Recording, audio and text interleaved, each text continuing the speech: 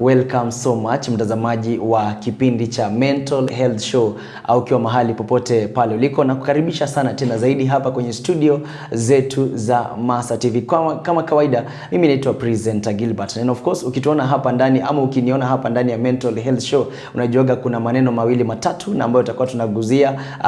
Kwanza, by the way, tuko kwa episode 4 ndani ya season 1 ya Mental Health Show, and of course hapa nawakaribisha sana tena zaidi. Kumbuka kama kawaida vile na ambavyo huwa tunafanya, kuna nambari ya simu ambayo iko hapo chini ya screen yako. Utauliza tu maswali yoyote na ambayo utakuwa unauliza, sisi hapa tutakuwa tunakujibu. And of course leo ama siku ya leo tumekuja hapa mara tena, and we have our very able our psychologist Grace Lucy. Atakuwa anatuongelesha na najua tutakuwa tunasoma ama tutakuwa tunakuzana, tutakuwa tunasaidiana pia, na najua Mungu ataweza kutusaidia. Kwa hivyo usibanduke, tutakuwa tunaingia right about now.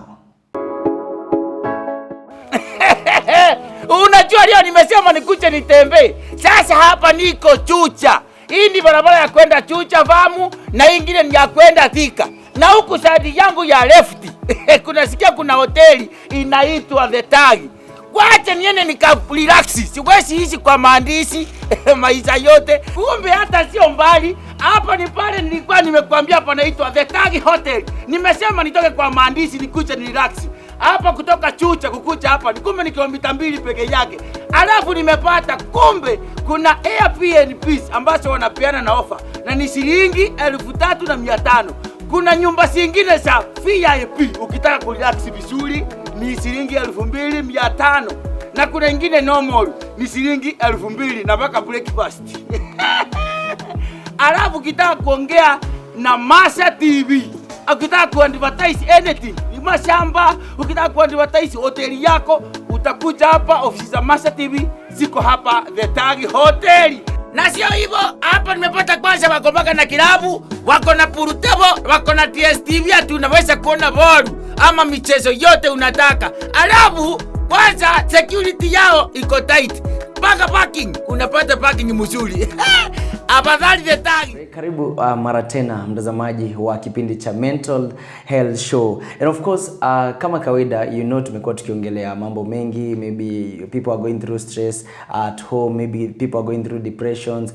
Last time, the third episode, tuko naongelea drug abuse, the way people are using the drugs and all that. But just wait, because today I have our psychologist here, a very able our psychologist Grace Lucy. Karibu sana. Asante. Welcome so much. Thank you. And we are so excited to have you today. And najua kuna kile na ambacho kiko jikoni kwa sababu ya the viewers that are watching, and pia the people that need help. So today there's one thing that I know, there's one question that I want us to tackle. It's all about defense mechanism. We've been talking a lot about stress, drugs, all that. People wanakuwa na stress, mambo mingi pale kwa familia, at workplaces, but I want you to help us go through defense mechanisms. Okay. Karibu sana. Asante sana. Yes, and before all that, maybe kuna mtu mgeni amejoin leo, anataka kujua Dr. Grace Lucy ama our psychologist ni nani. You can just share your name and then you continue. Thank you. Karibu. Asante sana. Thank you very much for having me. Yes. Mtazamaji wetu, we are glad to have you back again. We don't take it for granted. Umejani with us the first, second, third, and now we're in our 4th episode. Yes. Thank you very much for being our fan and our viewer. Na tunatumai ambayo tunaongelelea hapa, yanaweza kukusaidia wewe, jirani yako, bwana yako, bibi yako, mtoto wako, or you're able to impact your society in one way or another. Yes. So today ninataka tuongelele hiyo kitu umetaja. Yes, defense mechanisms. Sana, yes. Nimeona maswali mingi. Mtazamaji wetu haizi kuuliza, anauliza maswali mingi, and if you look at that, you're able to tell that is a defense mechanism. And ndio maana nataka leo we dig into the defense mechanism, tujue hiyo ni nini, huyo ni mnyama mgani, and how it is going to affect your day-to-day lives. Hii si ugonjwa, lakini it's a way of life. Yes. So first of all, somebody there anataka kujua now what is defense mechanisms. Thank you. Tuki go direct into it, defense mechanism is a coping mechanism, a way of coping, and it is a psychological operation that you alter the reality so that you're able to cope with maybe a stressful or an anxiety bringing thought. Yes. You distort the reality ndio uweze kucope na the situation. Yes. Okay, so that's basically it. It's just a one way of coping the situation that maybe has already happened. Yes, something has happened or you foresee it happening. Okay. And because in your right sense you're not going to be able to deal with it, you unconsciously, our brain is a very beautiful part of our body that really works towards protecting us. Yes. Since your brain wants to protect Gilbert, it is going to be an unconscious reaction. Hautakaa hivyo useme nitatumia hii kama defense mechanism. Akili yako itatumia that unconsciously. Vile tu akili yako ikikuonyesha ukiona moto, the brain tells you you take flight. Yeah. There are people who freeze and there are people who take flight. That is the brain instructing you. So in this case, the brain is going to instruct the system for that unconscious reaction. Yes. You distort the reality and now you're able to cope with the current defense mechanism. Yes. Oh, so that is what we call defense mechanisms. Or a coping mechanism. Or a coping mechanism. Yes. All right. So talking of all that, what are is there other types? Are there types of defense mechanisms? Yes. We are going to talk about 9 of them. They are included but not limited to the 9. So kidogo tu tutagusia hizo 9. Yeah. And mtazamaji wetu akizisikia ataweza kurelate. Yes. Maybe in one time of my life I have done this. Yes. Ama bado ninaendeleanga kufanya hivi up to date. Yes. So before we start, mtazamaji, remember the number that you're going to use. Ukisikia kuna mahali una relate, kuna nambari kwa hapo chini ya screen yako. You'll just write anything that you feel you want to ask. Any question concerning anything about defense mechanism, yote tuko hapa na tutakuwa tunakujibu. So let's go to number 1. Yes. We're going to start with one called repression. Repression. Not depression. Yes. Repression with an R-E. P-R-E-S-S-I-O-N. Repression. Yes. Repression. Okay. What does repression means? It is just a basic term, an English term that means putting back.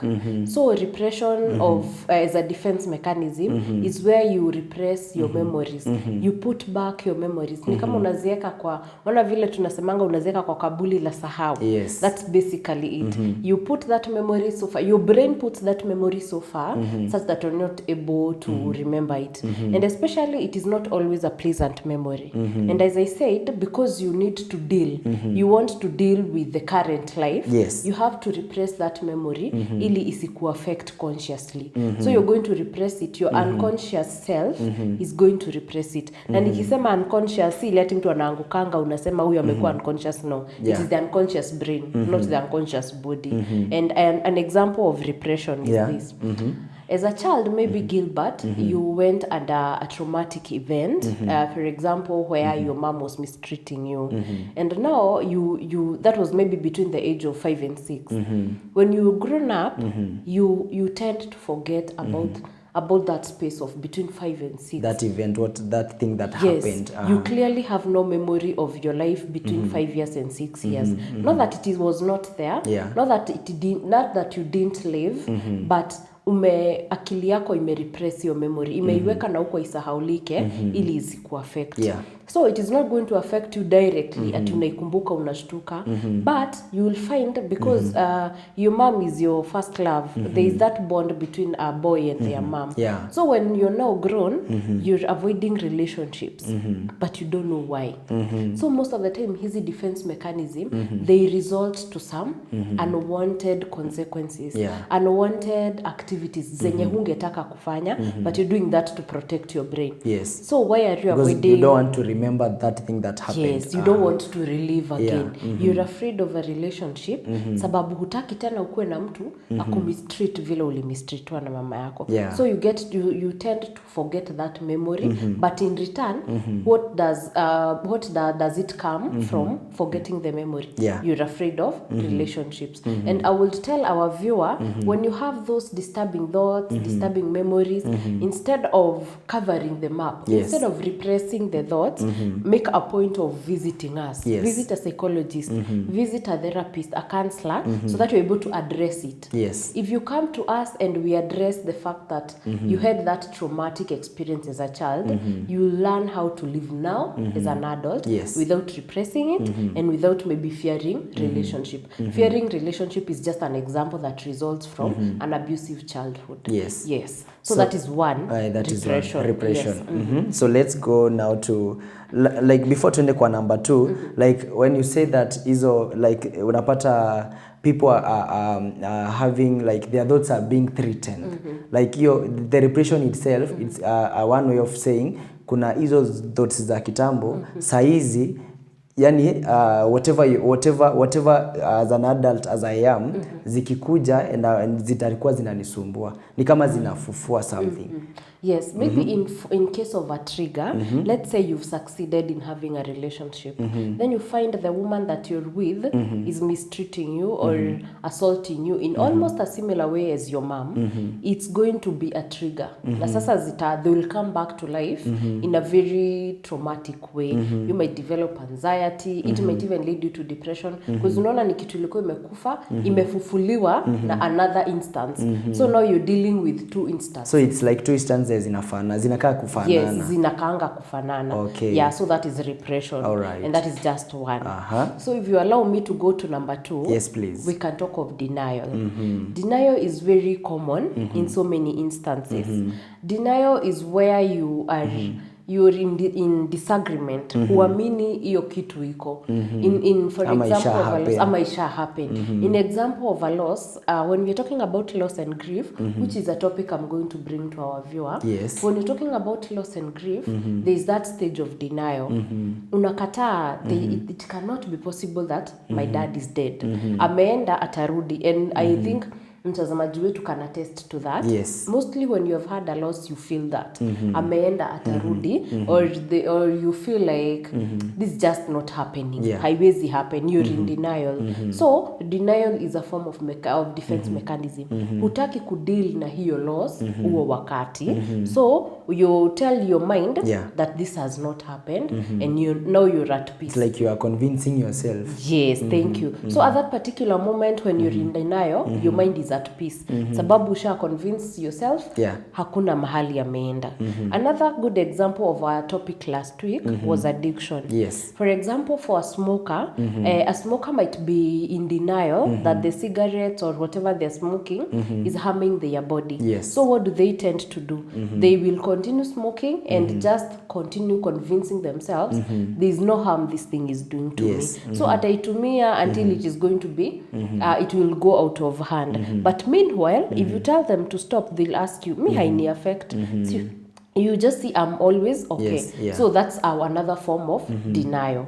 Yes. Because they think they feel wao wanajisikia ni kama they are okay. Yes. But deep down they are not okay. They even know that it is affecting them. Hata wanasikia maybe they've had problems with breathing.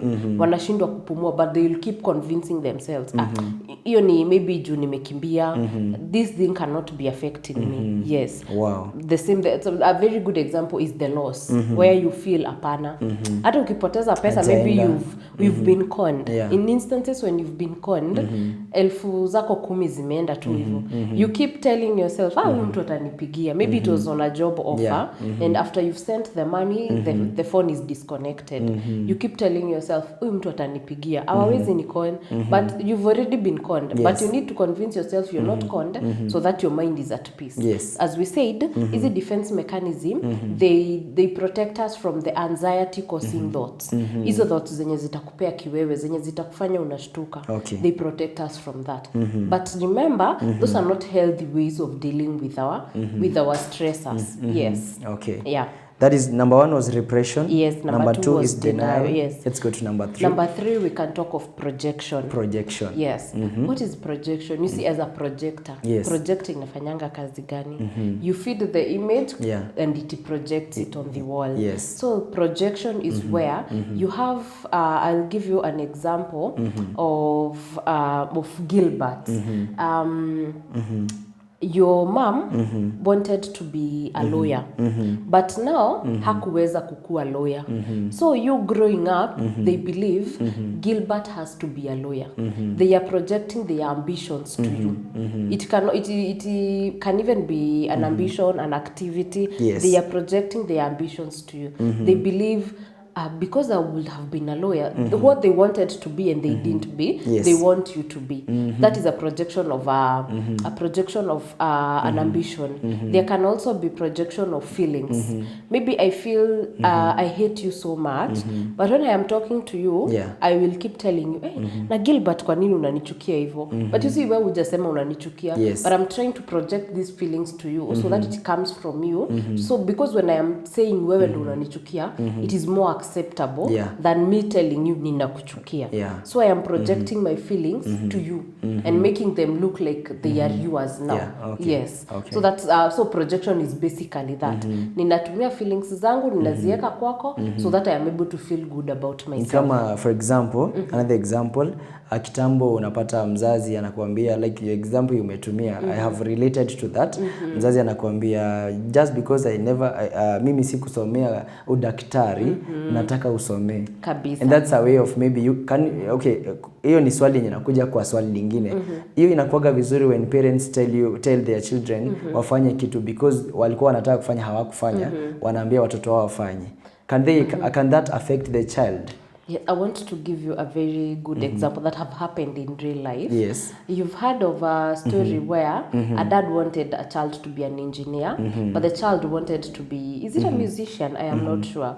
So the child opposed the parent. The child went to an engineering school for, is it 4 or 5 years? I don't know, the engineering school is for 5 years.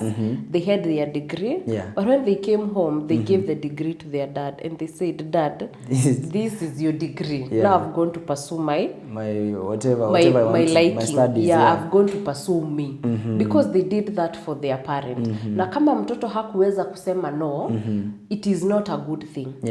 Amekuwa mkubwa, they've wasted 5 years of their life, so now they've gone to do what they would have wanted to do. So you as a parent, how about you sit down with your child and ask them, Kamau, what do you want to become? What do you want to do? And listen to them. If it is something not rational, try bringing sense into them. Because again, you're the one with higher experience. Give them options. Advices. Yes, because the problem with this generation, they think that raising a child who does not oppose is okay and is right. Unasema ati mtoto wangu ni mzuri, huwa hanibishi, ananga ubishi. Nikimwambia tu hivi anafanya.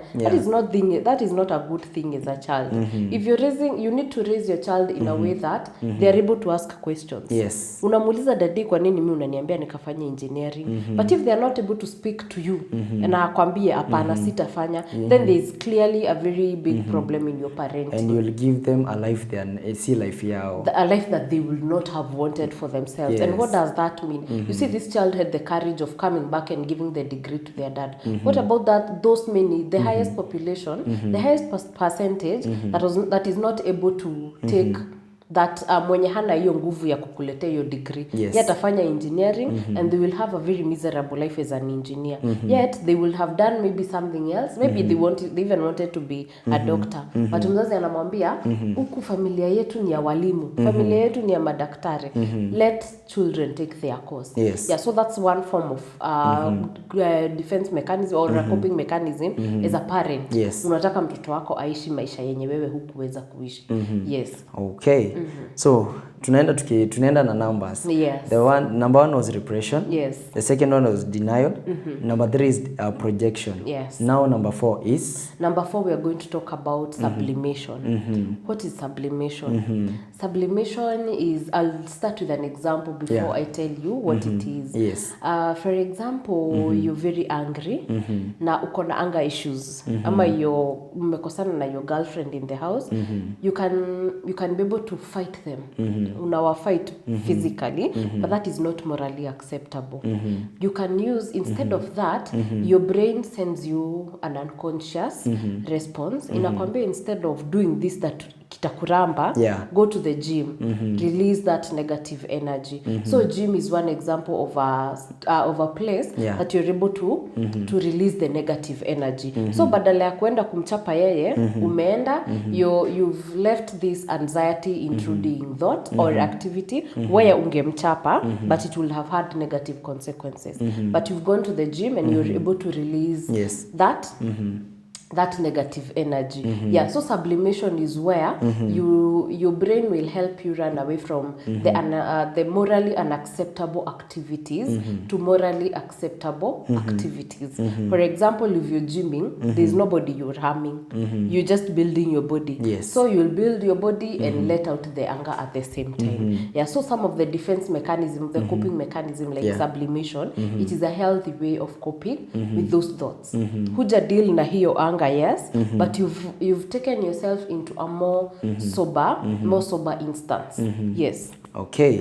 Wow, that is sublimation. Yes. Wow. So those are 4. Yes. And of course, right about now we have like how many remainings? We have like 5 others remaining. So for a short break, mtazamaji nataka nikuambie kwamba as we continue with all these teachings, tunaenda tukijua mambo mengi kutoka kwa our psychologist Grace Lucy. Nataka nikuambie kwamba tumekuwa hewani na The Tag Hotel.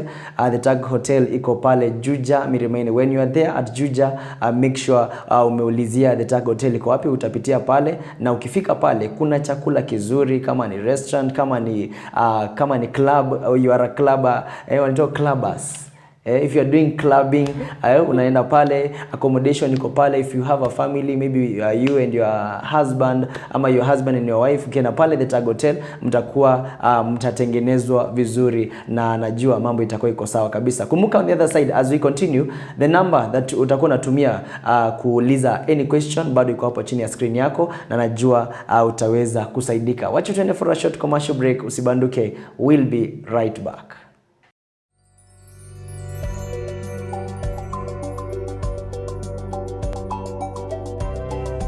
You are watching Masa TV. Masa TV, where great things happen.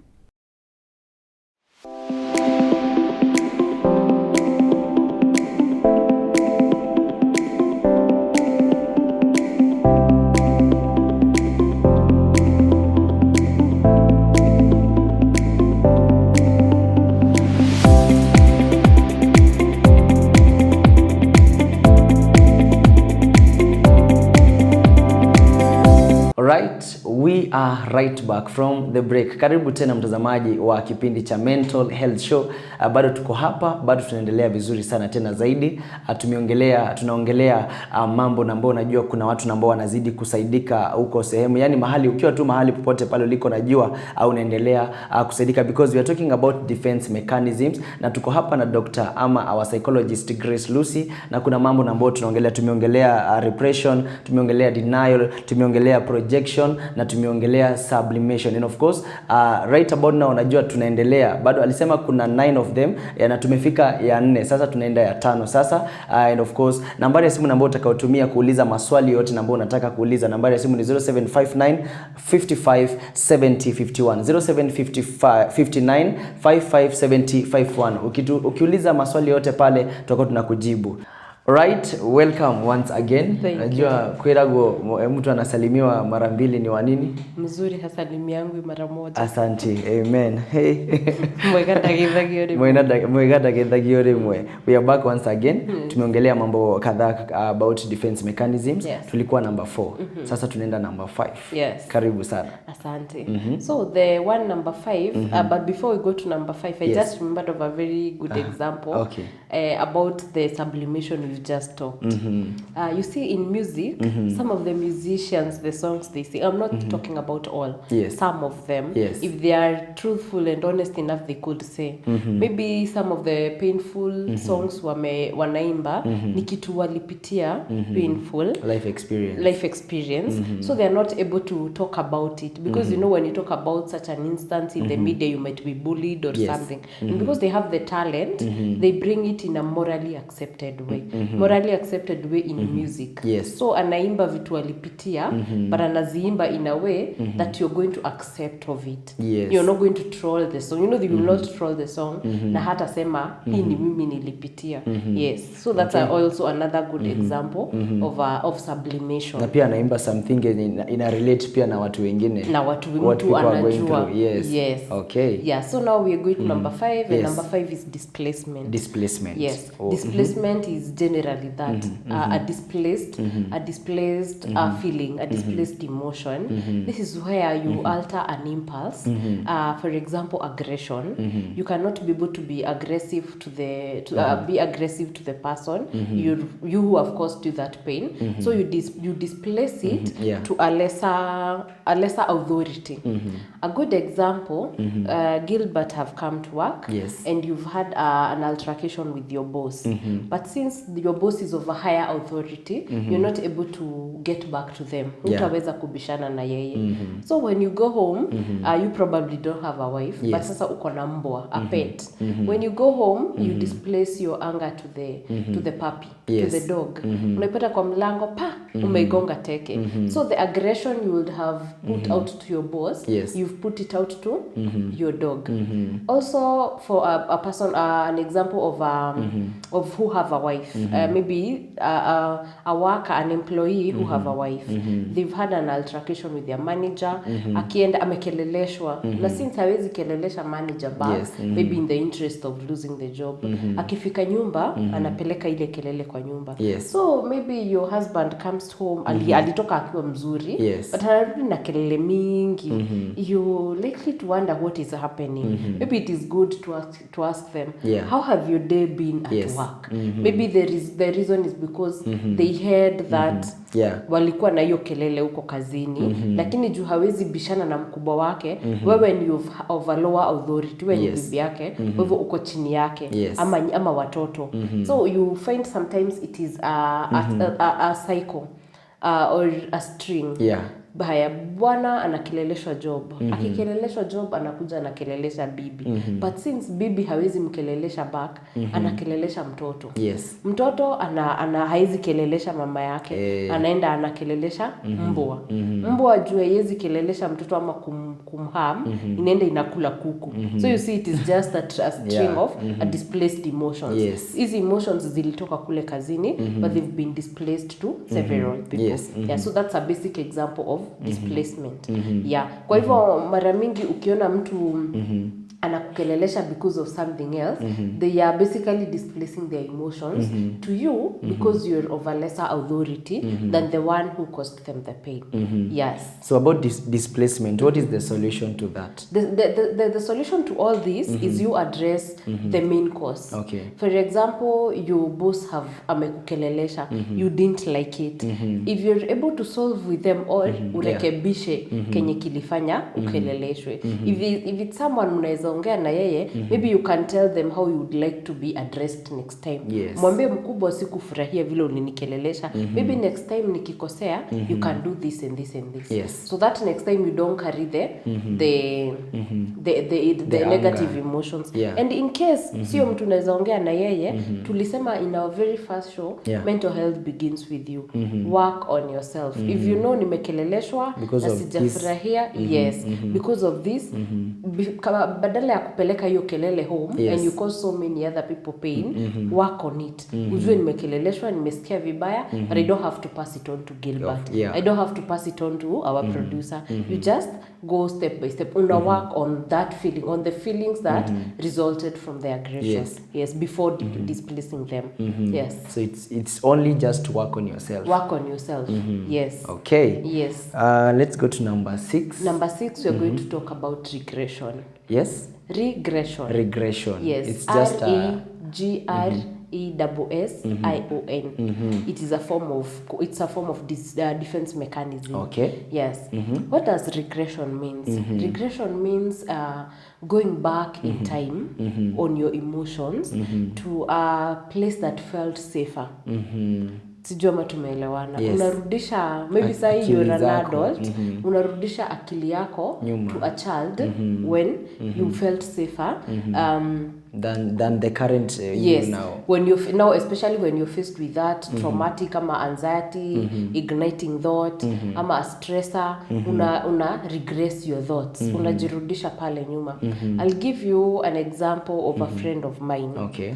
When they were growing, they had a very abusive dad and a very, yes, let's say violent, toxic and abusive.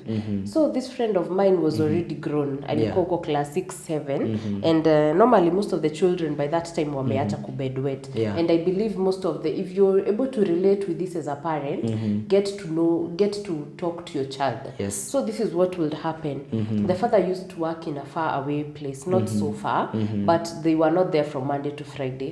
They would come on Saturday and Sunday on alternate weekends. So every time, or during the holidays, they would go to visit the dad. So every time the dad would be coming, this child will start wetting the bed. Alikuwa ameacha kitambo. Aliacha akiwa class 4, class 3. But now this child is in class 6, class 7. Yes. Normally, they do not wet the bed. But anytime the father is coming, the toxic father is coming, and the abusive father is coming, this child starts wetting the bed again. Every time wanaambiwa na mama yake tumefunga shule, sasa tunaenda kutembelea daddy.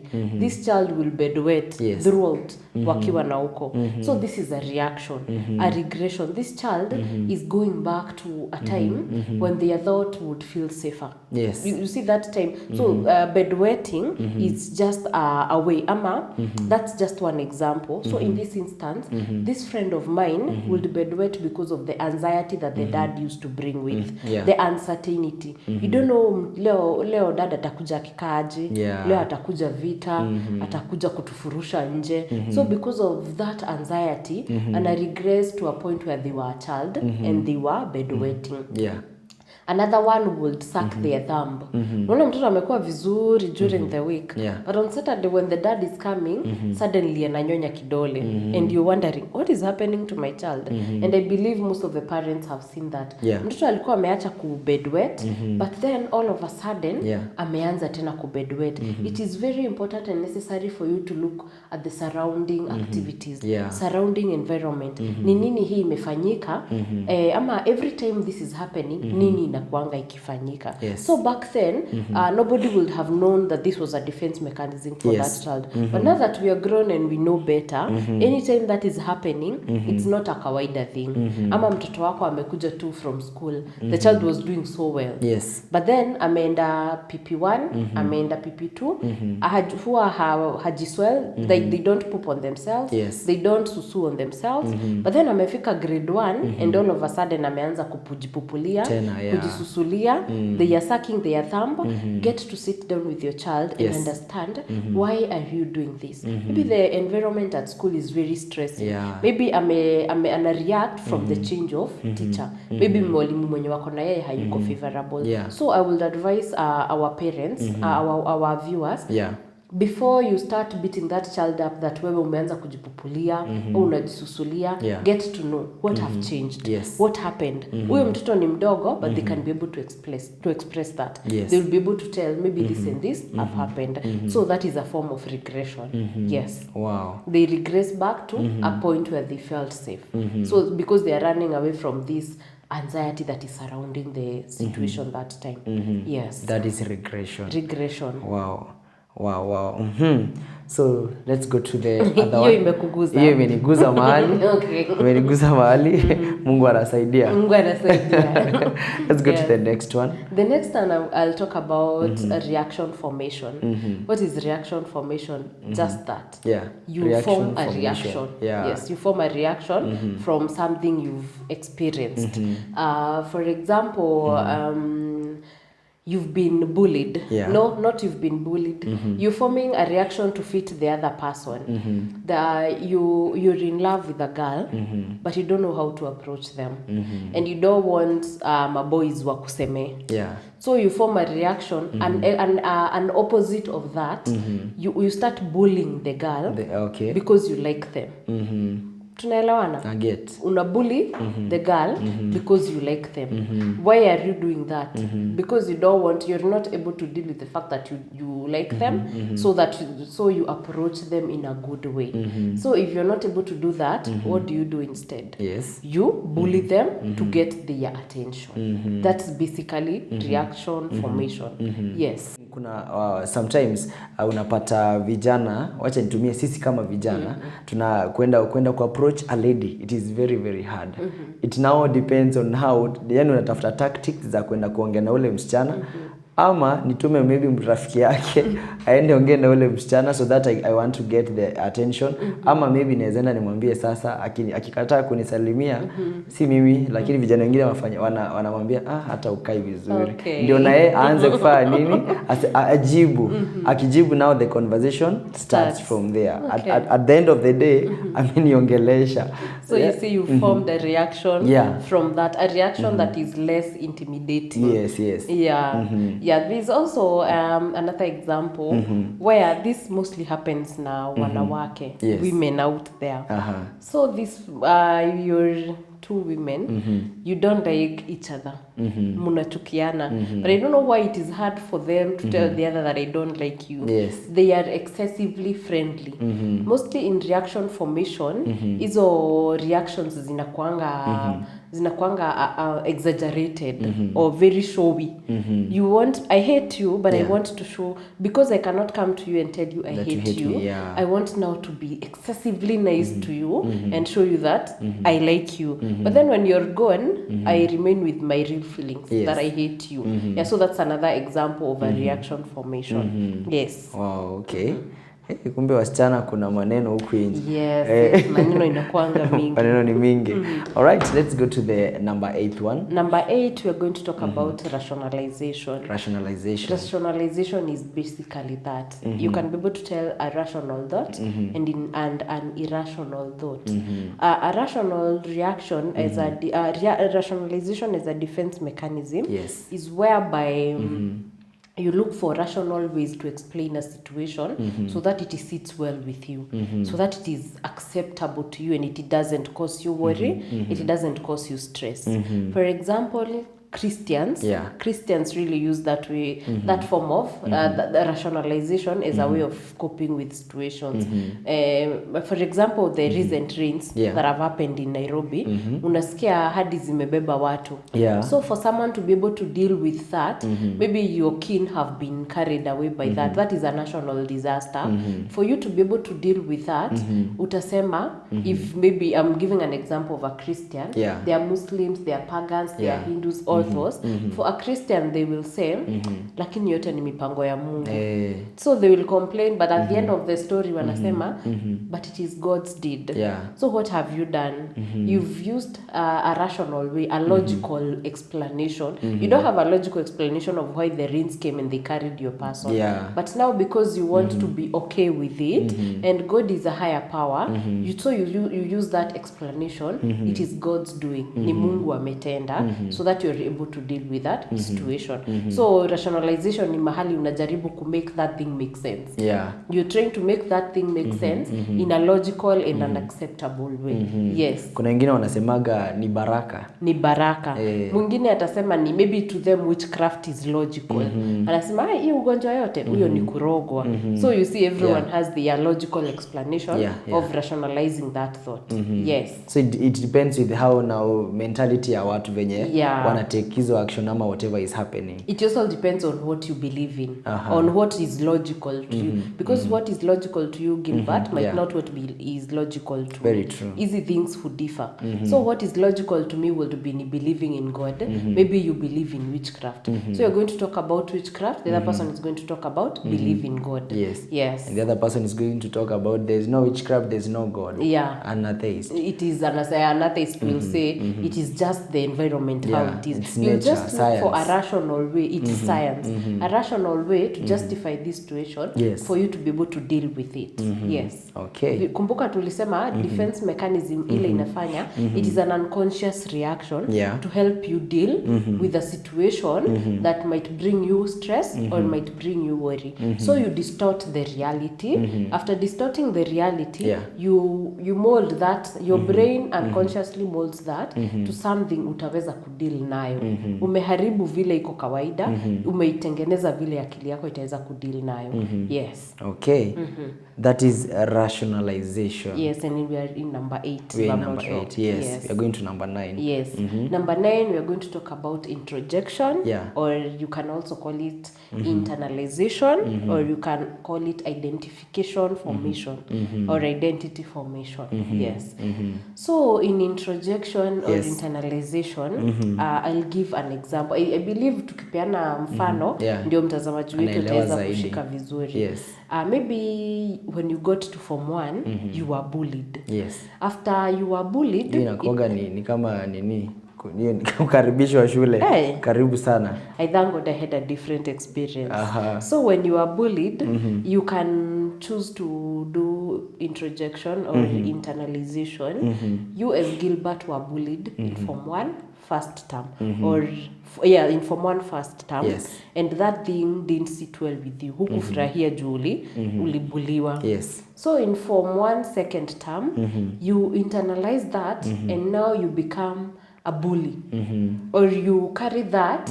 Remember kwa reaction formation tumesema unaji you put that out. Yes. But now in internalization, it's like you wear that crown of a bully, not because you want to bully people, but because you don't want them to pick on you next time. Wataangalia Gilbert one huyu ni kama amemea pembe, let's not try on him. But in deep sense, in real sense, it's just a cover. You've put that cover, you've internalized that cover, you've learned to act like them. If you can't beat them, join them. Yes. But you can't really do that. You're just doing that so that they don't pick on you to bully next time. Yes. Yes. Another good example is when you're raising a child. Maybe you're raising a child and you are a strict parent and an authoritarian parent. It's very possible for this child that when they grow up, they're going to take after you. Yeah. Because children learn by observation and by how the environment is. Maybe umezoea ukimwambia kitu lazima ushout. You'll find that when this child is growing, they will unconsciously become a shouter. Yes, they'll be shouting everywhere. They will be shouting everywhere because that's what they grew seeing, and that's the reaction they've done. Ndio sasa asishautiwe, they have to shout first. Yes. So that you're not bullied, you have to look like a bully first. Yes. Okay. So you've internalized that, and you have formed an identity around that. Yes, around that character that doesn't sit well with you. You see the difference? Yeah. Hupendi kubuliwa, so you've become like a bully, so that they do not bully you. Yes. You don't like being shouted at, but you became a shouter so that people cannot shout back at you. Yes. And is according, kuna mtu anauliza maybe anaweza ama anafikiria is it good now to be like that, ati sasa juu nilienda shule nikabuliwa and then now because I don't want them to bully me next time, I wear their shoe. Na kwa yani mimi I'm not a buller, but nimewear shoe yao. Hata wakiniona they are like huyu hapana, huyu ni kama alilearn lesson, we cannot bully Gilbert again. Is that a good thing to wear that thing? I wouldn't say it is a good thing. Inakuprotect, but at the end of the day, is that a solution? Is that a solution? What if you bully another person because you don't want to be bullied and you're sent home? Maybe you can unaweza jiondoa kwa hawa watu, but for bullying you're left with very minimal choices. Let's talk about of this child that is growing up. Is there a better way of raising them so that they know it's not every other time that you shout? You can talk to people in a better way so that they don't shout at you. You see where I'm getting? Where I'm getting with this. You don't have to shout to this child for them to be shouters so that they are not shouted at. Yes. You can talk to this child nicely so that they are able to also talk to people nicely. You see, instead of impacting them with an authority, a form of authority, identity which has a lot of authority, you can be able to talk to them, raise them well so that they're able to even be good to other people. Sababu akianza kushout akiwa mkubwa, that's definitely not a good thing, and it might bring problems. Another example of a wife that finds a husband cheating. So because you don't want to confront this and you don't want to be the one who's always cheated on, you start cheating. And now the both of you are cheating. So the wife have internalized that identity.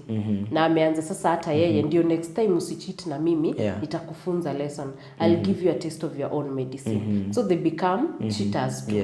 Is that a very good way of solving things? It's not. It can result to so many bad things. So as we sum up on this defense mechanism, the bottom line of this to our viewer is those are reactions that are formed to get away from the anxiety or stress triggering activities or thoughts.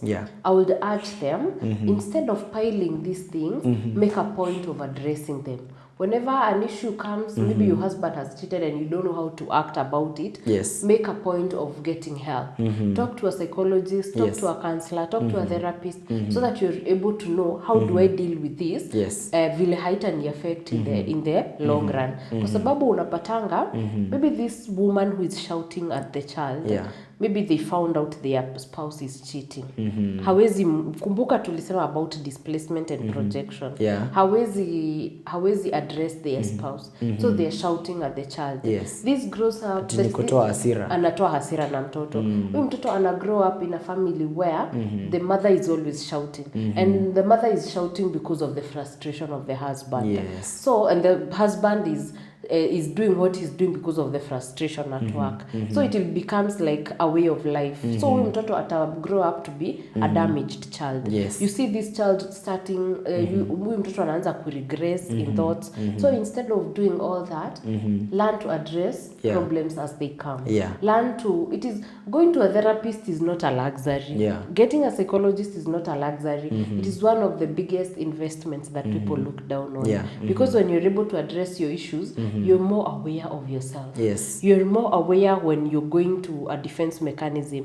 Ukienda kuanza regression, unajua this is why I am doing this. Kwa hivyo mtazamaji wetu, make sure you understand, why am I doing this? Is it because of a result of something? Am I reacting to something? Am I running away from a certain reaction? And when you're able to tell that or unable to tell that, make sure you talk to us. And that's why now you are here as a psychologist. There's some people there, maybe they're like, now I don't want to find, ama sitaki kutafuta psychologist mwingine ama therapist ama whoever. I want to find Grace Lucy. Please find me. The number, waambie the number yenye iko hapo kwa screen. Mtazamaji wetu, thank you very much for tagging along up to this point. Najua umelearn kitu, you've learned maybe some of the things you're doing that you did not know. Now to reach and to us, you can call us via our mobile phone 0759 557 051. Utaipata hapa chini ya screen, and if you want to visit us physically, find us at Spamall along Thika Road, 3rd floor, room T9B. Ukikuja huko ulizia Grace Lucy the psychologist, you're home. Once again, mtazamaji, kama kawaida, najua you have learned a lot about what we have spoken here with our psychologist Grace Lucy, and I know pia umechukua nambari, umemtext pale, because as you text that number inaenda direct kwa ofisi yake, and then atakuwa nafikiwa, atakuwa naona maybe there's some question pale you wanted to ask some question, there's some things maybe you are going through. Sasa that's the number iko hapo chini ya screen yako. Just talk to them. If you need therapy, if you need somebody to talk to, if you need somebody that can guide you in some things, talk to our psychologist Grace Lucy, na atakuwa wa msaada sana kwako. And of course, hii imekuwa mental health show ndani ya Masa TV, na mimi nimekuwa wako presenter Gilbert. Situonane until next Friday. Goodbye and have a wonderful week.